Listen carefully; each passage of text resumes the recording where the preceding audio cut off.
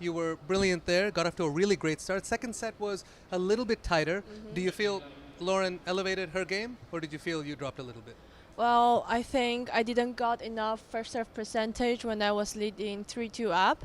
And then, of course, in that few games, she's playing really well. She threw a couple of backhand down the lines, like out of nowhere. I was hitting good. I didn't do any mistake deep down in the middle, but somehow she found those angles.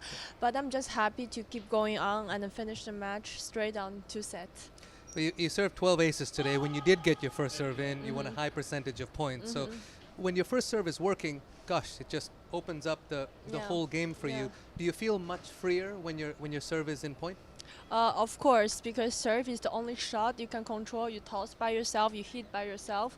And then, of course, when you got high first serve percentage and you know exactly where you have to serve, you got a lot of confidence because you know if they want to break you, they need to make a huge effort. That's and an even bigger effort with your serve. Yeah. Love watching you compete out there. I think your fire, it's very inspiring. Were you always that competitive, or is it something you had to learn? Well, there's always something I have to find my fire, but in the same time to don't be too fired up, because like this I will burn myself or I will kill myself somehow if I'm overfired. That's happened before, but I think in the past few months I wasn't that fired up, so I'm trying to find my energy back. So that's why you see I was so hungry to win every single match at this stage. Do you find that inspiration, that fire, more internally, or do you have people or things you look to for inspiration?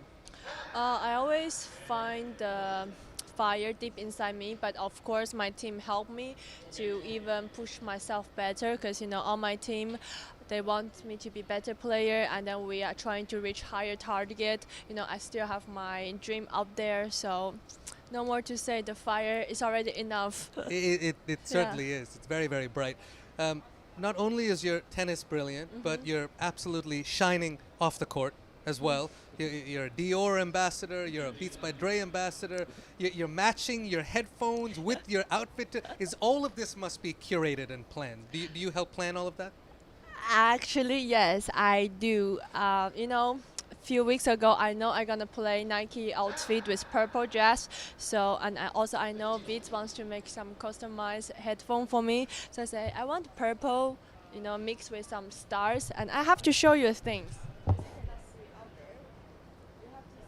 Oh, here, I'll hold this for you. Sorry. Go ahead. You have to see here is write my name, and then there's a wing. I don't know if you can see that. That's cool. Qinwen. So I love this headphone.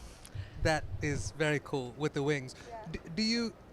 I mean, there's so much energy that goes into taking the court, training to get ready for the court.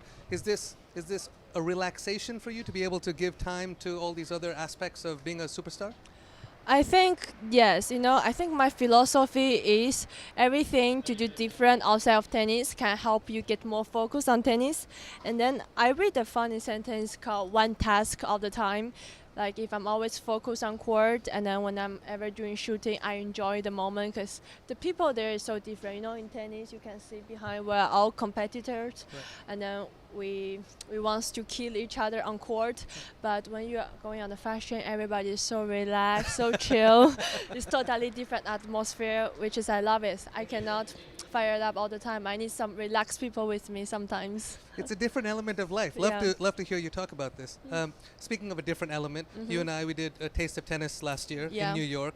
Both of us, Taylor Fritz, Andre Agassi. It was very cool. Your cooking skills were quite impressive. So I want to know, have you spent some time being more of a master chef? Have you been doing any of that?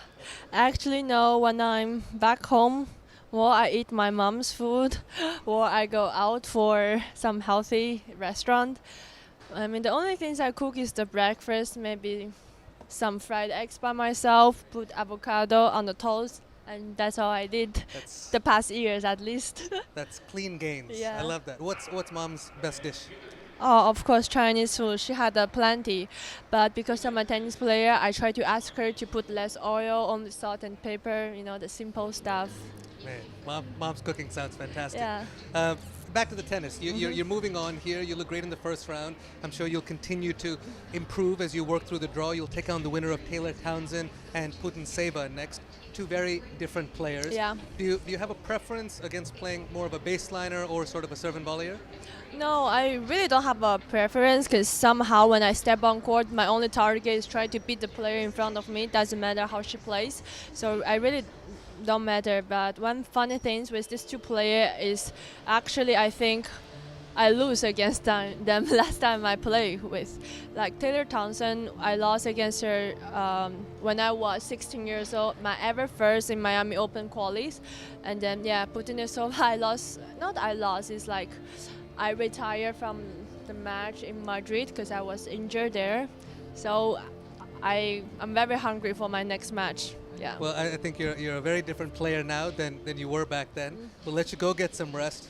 Love the stars. Love the wings. Yeah. And thanks so much for joining us. Thank you.